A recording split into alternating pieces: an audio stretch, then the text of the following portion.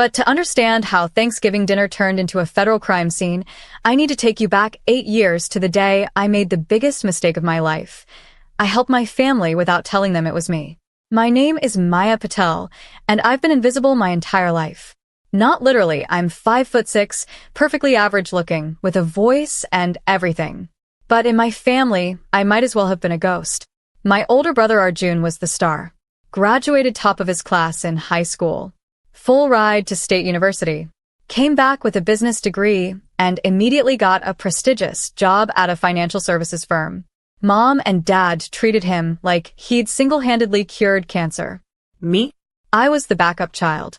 The insurance policy in case the golden child didn't pan out. I went to the same state university on student loans. I majored in mathematics because I was good with numbers and it was practical. I graduated with a 3.9 GPA. Dad's response at my graduation: "Good. Now you can get a stable job and maybe find a husband." Arjun's response: "Math degree? What are you going to do? Become a high school teacher?" I didn't become a high school teacher. I got recruited by a tech company in Seattle to work on their data analytics team. Starting salary, $78,000. I was 22 years old and felt rich. My family's response when I told them, "Seattle is very far away. Why would you move so far from family?" Arjun stayed close. "Why can't you be more like Arjun?" I moved to Seattle anyway. 3 months into my new job, I got a panicked call from Mom. "Maya, we have a problem. Your father had an accident at work. He's okay, but he'll be out for 3 months. The disability insurance only covers 60% of his salary. We can't make the mortgage payment. How much do you need?" $2,000.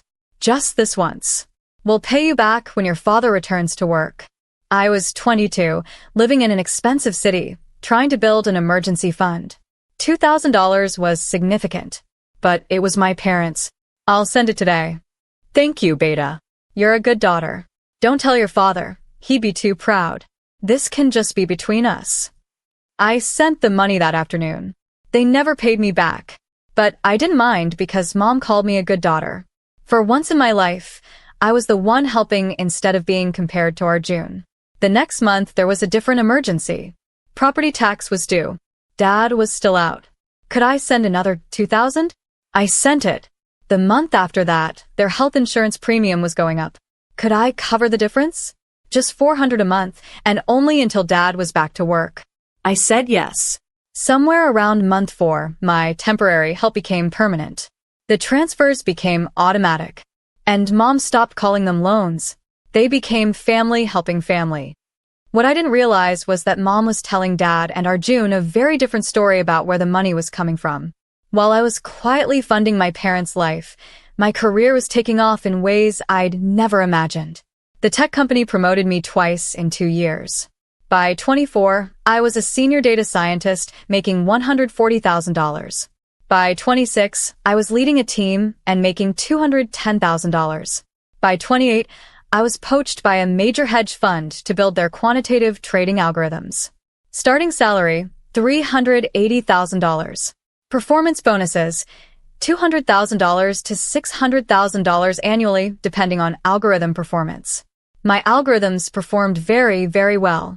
By 30, my total compensation was hovering around $850,000 annually. I'd built a net worth of $2.3 million. I owned a condo in Seattle with a view of Puget Sound. I drove a sensible but nice car.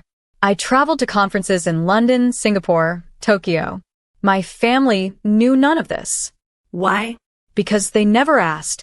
Not once in 8 years did anyone say, "Maya, how's work going? What do you actually do? Are you happy?" When forced to acknowledge my existence at family gatherings, Mom would say, "Maya does something with numbers in Seattle. Very complicated. We don't really understand it." Arjun would add, "She's a data analyst or something. Good stable job for a single woman." I learned to stay quiet. To send the money. To listen to stories about how Arjun was really supporting the family with his contributions. What contributions, you ask? Great question. Here's what I learned later about Arjun's prestigious financial services job. He was a junior financial advisor at a mass market firm. He cold called people to sell them whole life insurance policies and high-fee mutual funds. His take-home pay was about $52,000 a year. He lived in a one-bedroom apartment and drove a leased BMW he couldn't afford. But every few months, he'd give Mom and Dad $500 or $1,000 with great fanfare. Usually at family dinners where everyone could witness his generosity. "This is for you and Dad," he'd say, handing over cash. "Business has been good. I want to give back to the family that supported me." Mom would cry with gratitude. Dad would beam with pride. This is what family is about. This is the values we taught you. Meanwhile, I was sending automatic transfers of $4,800 every single month, and no one knew because Mom had told Dad the money came from a special assistance program she qualified for when he was injured. Dad believed her because he wanted to believe her. Because accepting help from a program was less humiliating than accepting help from his daughter, the one who moved away and disappointed him by not getting married. So I kept sending money. And Mom kept telling me not to mention it to Dad because he's too proud. And Arjun kept getting credit for his $500 every 4 months while I sent $57,600 every single year. 8 years. 60 automatic transfers. $890,000 total. Mortgage payments. Property taxes. Health insurance. Car repairs. Medical bills. Home repairs. Emergency expenses. Everything. I kept perfect records because I'm a quantitative analyst. Data is what I do. Every transfer, every text message requesting money, every excuse for why it was needed. I wasn't keeping records to use against them. I was keeping them because documentation brings me comfort. Because numbers don't lie even when people do. But then something happened that changed everything. I was applying for a mortgage expansion. I wanted to buy the condo next to mine and combine them into a larger space. I was pre-approved. My credit score was 812. It should have been automatic. Instead, I got a call from the mortgage lender. "Miss Patel, we've encountered some issues with your credit report." "That's impossible." I check my credit quarterly. It's perfect. I'm seeing significant outstanding debt. Multiple credit cards. Personal loans. Total debt of approximately $340,000. My hands went cold. I don't have any debt. I pay cash for everything except my current mortgage. These accounts show recent activity. Let me read you the account numbers. None of them were mine. It took 2 weeks to unravel. 5 credit cards I'd never opened. 3 personal loans I'd never taken. 2 car loans for cars I didn't own. All of them opened using my social security number, my mother's maiden name, my date of birth, information my family had. The fraud investigator was thorough. Within a week, he had his answer. "Miss Patel, the applications were submitted from an IP address in Fremont, California. They correspond to your brother's home address. The cards were mailed there. The loans were deposited into accounts controlled by him. This is identity theft. Family fraud. We're looking at federal charges." I sat in my condo, watching the rain on the sound, and felt something break inside me. 8 years. $890,000 sent to my parents. And my brother, the golden child who everyone praised for his $500 contributions, had been stealing my identity for years to fund his lifestyle. The BMW wasn't leased. It was a loan in my name. The business suits he wore weren't success. They were credit cards in my name. The generous gifts to our parents weren't from his earnings. They were from my stolen credit. I wasn't angry yet. I was numb. But numbness turned to fury when I got the call about Thanksgiving. "Maya, you're coming for Thanksgiving this year, right?" Mom's voice on the phone, casual, like she called me regularly. She didn't. We texted about money transfers. We didn't talk. I was planning to. Good. Because we need to talk to you about something. Arjun has been very concerned about you. Concerned about me? He says you've been distant. That you never helped the family. That you're selfish with your money while he's constantly supporting us. I actually laughed. He said, "What?" "Maya, it's hurtful. Your father and I have needed so much help over the years, and Arjun has been there for us. You send a birthday card maybe, but you never contribute. You never offer. You just take from this family."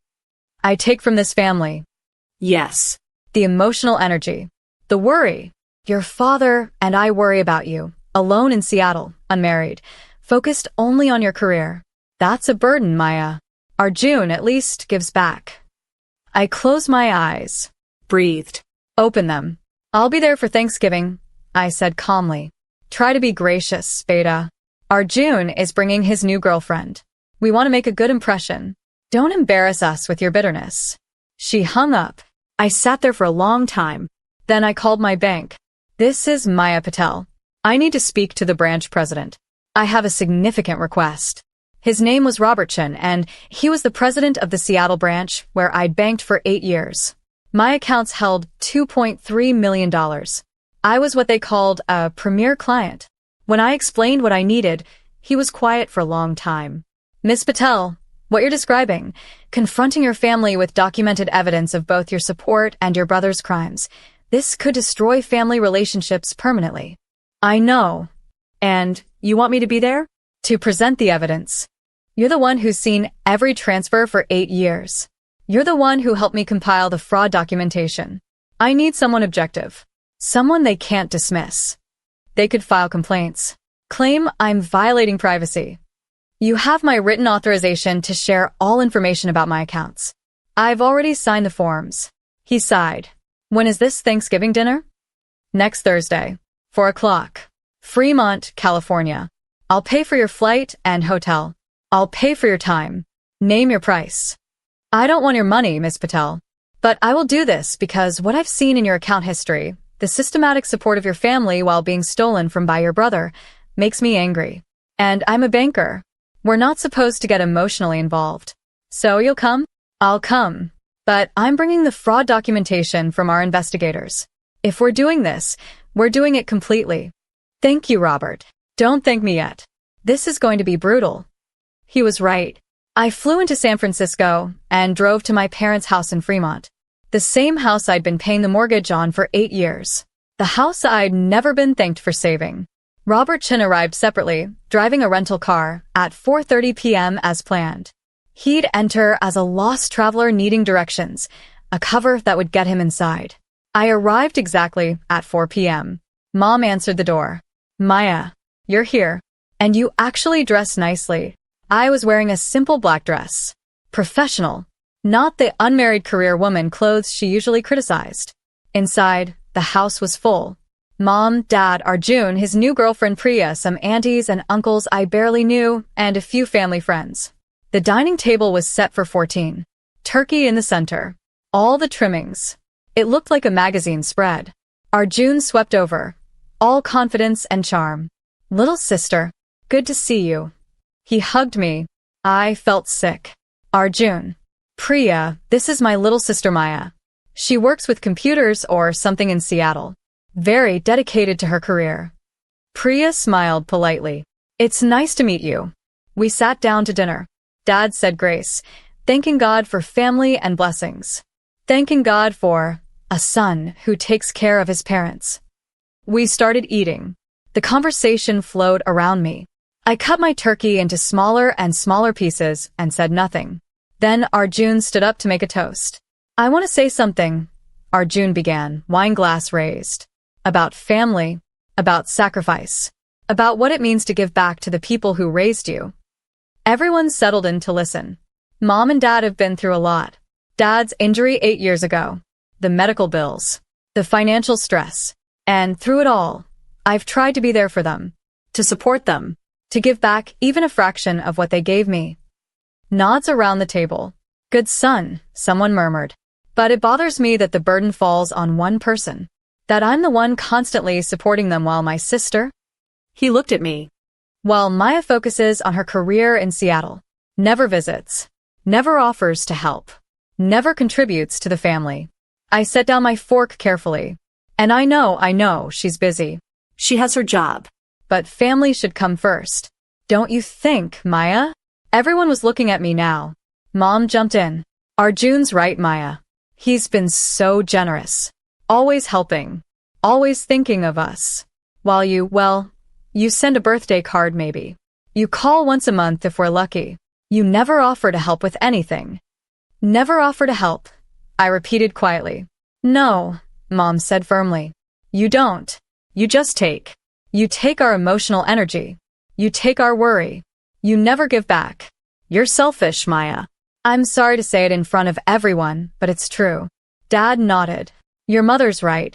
Arjun is the one who supports us. You could learn from your brother's generosity. The words hung in the air. Selfish. Never helps. Just takes. I looked around the table. Arjun was watching me with a small, satisfied smile. Mom looked righteously angry. Dad looked disappointed as always. And that's when I heard it. The doorbell. Excuse me, I said, standing up. That must be Robert. Who? Mom frowned. I opened the door. Robert Chin stood there in a suit, carrying 2 briefcases. Good evening, he said in his professional banker voice. I apologize for the interruption.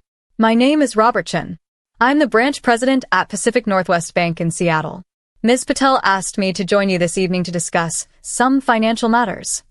The room went completely silent. Robert walked to the table and set down his briefcases with a solid thunk. What is this? Dad demanded.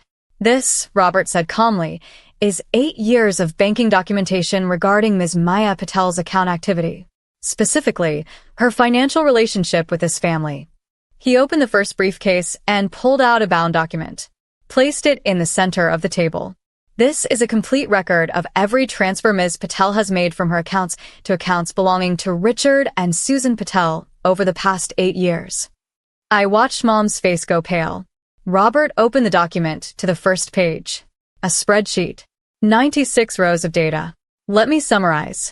From November 2015 to present, 96 months, Ms. Patel has made automatic monthly transfers averaging $4,800 to your accounts. Additionally, she's made numerous one-time emergency transfers for medical bills, car repairs, and home maintenance. He pulled out a breakdown sheet. Mortgage payments, $342,400. Ms. Patel has paid your entire mortgage for 8 years. Dad's mouth fell open. Property taxes, $88,000. Health insurance premiums, $67,200. Car repairs and emergency expenses, $124,600. Medical bills, $98,400. Home repairs and maintenance, $169,400. Robert looked up. Total transfers from Maya Patel to Richard and Susan Patel over 8 years, $890,000. $890,000. The silence was absolute. You could hear the clock ticking in the kitchen. That's not possible, Arjun said. Maya doesn't make that kind of money. She's a data analyst. She's a quantitative hedge fund strategist, Robert corrected. Her current annual compensation is approximately $850,000. She has a net worth of $2.3 million. And yes, she's been supporting your parents entirely for 8 years while you... He glanced at his notes. While you gave them approximately $500 every 3 to 4 months. Total contributions from you, roughly $14,000 over 8 years. Arjun's face turned red. Why didn't you tell us? Mom whispered, staring at me. Because you asked me not to, I said quietly. 8 years ago, you said Dad would be too proud to accept help from me. You said to keep it secret. You said it was just temporary. So I kept it secret. And it became permanent. But the program, the assistance program, there was no program, Mom. There was me, sending you $4,800 every month, paying every bill, covering every emergency, while being told tonight that I never help anyone, that I'm selfish, that I just take. Dad was staring at the spreadsheet like it might bite him. Then Robert cleared his throat. I'm afraid there's more. Robert opened the second briefcase, pulled out a thicker folder. During the course of our banking relationship, Ms. Patel applied for a mortgage expansion and discovered irregularities in her credit report. She asked us to investigate. He spread papers across the table. Credit applications, loan documents, Statements. Someone has been opening credit accounts in Ms. Patel's name for approximately 5 years. 5 credit cards, 3 personal loans, 2 car loans. Total fraudulent debt, $340,000. Priya gasped. Robert continued in his calm, professional tone. Our fraud investigation team traced the applications to an IP address in Fremont, California. This address, this house, The fraudulent accounts were used to make purchases including a vehicle, clothing, electronics, and cash advances. He laid out exhibits. DMV records showing a BMW registered to Maya Patel at Arjun's apartment address. Credit card statements with purchases at stores Arjun frequented, on dates cross-referenced with his social media posts. The evidence indicates that Mr. Arjun Patel systematically stole his sister's identity to fund his lifestyle. While she was sending her parents nearly $1 million in legitimate support, he was stealing an additional $340,000 using her credit. Dad was staring at Arjun in horror. Beta, tell me this isn't true. Arjun's face had gone from red to white. I was going to pay it back. You stole from your sister? Mom's voice was shrill. While she was supporting us. I need it. The BMW is for work. My image matters. Your image. I spoke for the first time. My voice was steady. Cold. Your image matters. So you destroyed my credit. You stole $340,000. You let me be called selfish in front of the entire family while you were literally committing crimes against me. I would have paid you back. Like you paid back the $890,000 I sent Mom and Dad? How's that working out? Robert pulled out another document. This is the formal fraud report filed with the FBI and the Federal Trade Commission. Identity theft is a federal crime. Mail fraud. Wire fraud. You're looking at 5 to 10 years if prosecuted. The FBI? Priya stood up. Arjun, what the hell? I didn't mean it wasn't supposed to. Mr. Chin, Dad interrupted. Surely there's some mistake. My son wouldn't. The evidence is definitive, sir. IP logs. Purchase patterns. Signature analysis on loan applications. Your son forged his sister's signature 17 times on financial documents. Mom was crying now. Not sad tears. Angry tears. How could you? She turned to Arjun. She was keeping this family afloat. She was paying for everything. And you stole from her. You always loved her more. Loved her more? Mom actually screamed. We praised you constantly. We told everyone you were supporting us. We gave you credit for her money. And this is how you repay her? By stealing. The dinner table had descended into chaos. Arjun was trying to defend himself. Priya was grabbing her purse to leave. The aunties were whispering furiously. Dad was staring at the documents like they were written in a foreign language. I stood up. Everyone stopped talking. I'm not pressing charges, I said. Arjun's whole body sagged with relief. Maya, thank you. But, I continued. I am done. Done sending money. Done being invisible. Done being called selfish while funding everyone's life. I looked at Robert. Stop all automatic transfers to my parents' accounts. Effective immediately. Maya, no, Mom started. You have 1 month to figure out how to pay your own mortgage, your own bills, your own life. After 8 years of me paying for everything, you can figure it out yourselves. We can't afford. Then sell the house. Downsize. Get jobs. Do what everyone else does. What I've been doing while supporting you, living within your means. I turned to Arjun. You're going to work with Robert to set up a payment plan for the $340,000. If you miss a single payment, the FBI report gets filed immediately. You'll also pay for the credit repair, the legal fees, and the emotional damages. I don't have that kind of money. Then get 2 jobs. Sell the BMW that you bought with my stolen credit. Move into a cheaper apartment. Figure it out. Just like you told me to do when you said I need to contribute more to this family. I looked at my parents one last time. For 8 years, I sent you $890,000. I paid your mortgage. I covered every emergency. I kept you in this house. And tonight, in front of everyone, you called me selfish. You said I never help. You said I just take. We didn't know, Dad started. You didn't know because you never asked. Not once in 8 years did you call and say, Maya, how are you really doing? What's your life like? Are you happy? You assumed I was struggling because I'm unmarried and far from home. You assumed Arjun was successful because he gave you $500 with fanfare while I gave you millions in silence. Mom was sobbing. I'm so sorry. I know. But sorry doesn't pay back $890,000. Sorry doesn't repair my destroyed credit. Sorry doesn't undo 8 years of being invisible. I picked up my purse. Robert will handle all the documentation, the payment plans, the fraud reports, everything. If you have questions, talk to him. I'm done being the family's secret bank account. I walked to the door. Arjun called after me. You're really going to destroy this family over money? I turned back. I'm not destroying this family, Arjun. I'm just stopping rebuilding it after you, and Mom and Dad spent 8 years tearing it down. The difference is, this time, I'm not going to be the invisible foundation holding everything up while being blamed for being selfish. Maya, please. Mom reached for me. I need time to figure out if I even want to repair this. Right now, I feel like I've been paying for my own abuse for 8 years. I walked out into the cold November evening. Robert followed me to my rental car. That took courage, he said quietly. It took $890,000 in documentation, I replied. He smiled slightly. I meant not filing the criminal complaint against your brother. He's still my brother, despite everything. Family's complicated. Family's expensive, I corrected. Robert handed me a business card. If you change your mind about the FBI report, I won't.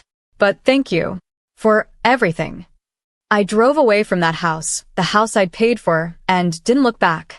The first 2 weeks were silent. No calls. No texts. Nothing. Week 3, I got an email from Dad. Subject: We failed you. It was long. It was detailed. It acknowledged every assumption, every dismissal, every time they'd praised Arjun while ignoring me. He ended with, I don't know if you can forgive us, but I hope you'll let us try to do better. We're selling the house, starting over, learning to live on our actual income.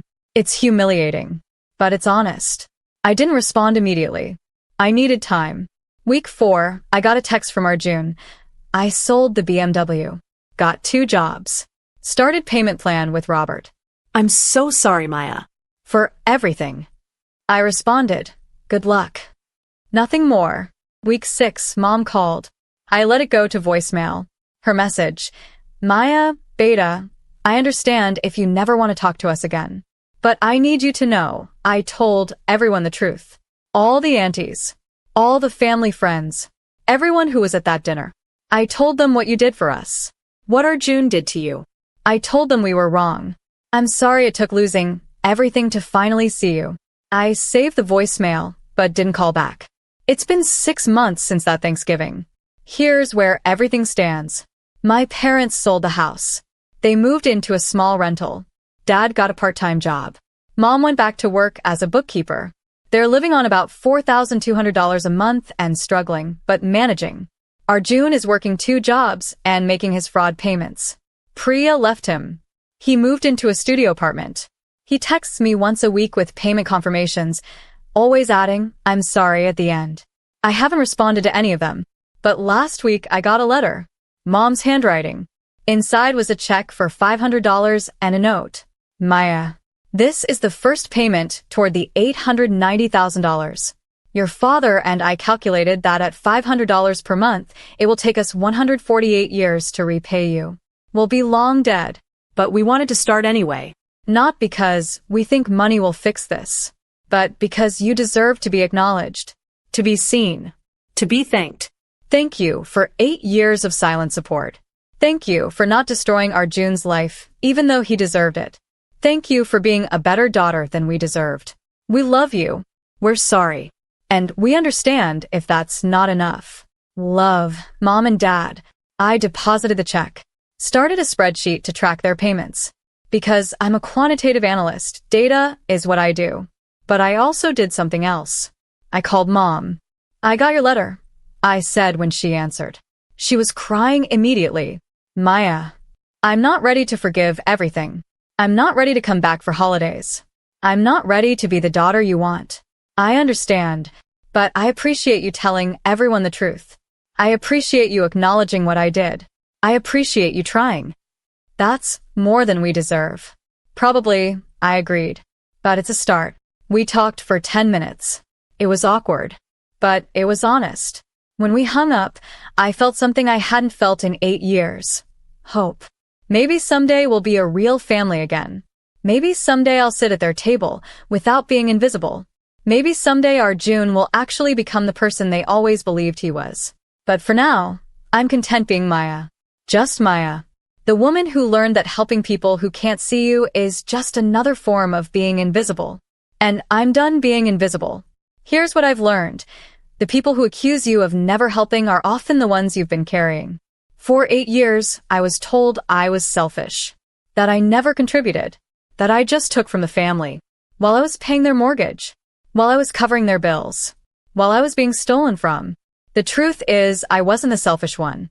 I was the foundation they built their lives on while pretending I didn't exist. My mother yelled, "You never help anyone in this family," at Thanksgiving dinner. In front of 14 people. While sitting in a house I'd paid for, eating food I'd funded, surrounded by relatives who'd gotten there in cars I'd helped maintain. The irony would be funny if it didn't hurt so much. But here's what I know now. Visibility isn't about money. It's about respect. And I'd rather be alone and respected than invisible and exploited. I don't know if my family and I will ever be truly close. I don't know if our June will ever fully understand what he did. I don't know if my parents will ever really see me instead of the invisible daughter they took for granted. But I know this. I helped plenty. More than plenty. And I'm finally done helping people who couldn't see me while I was holding them up.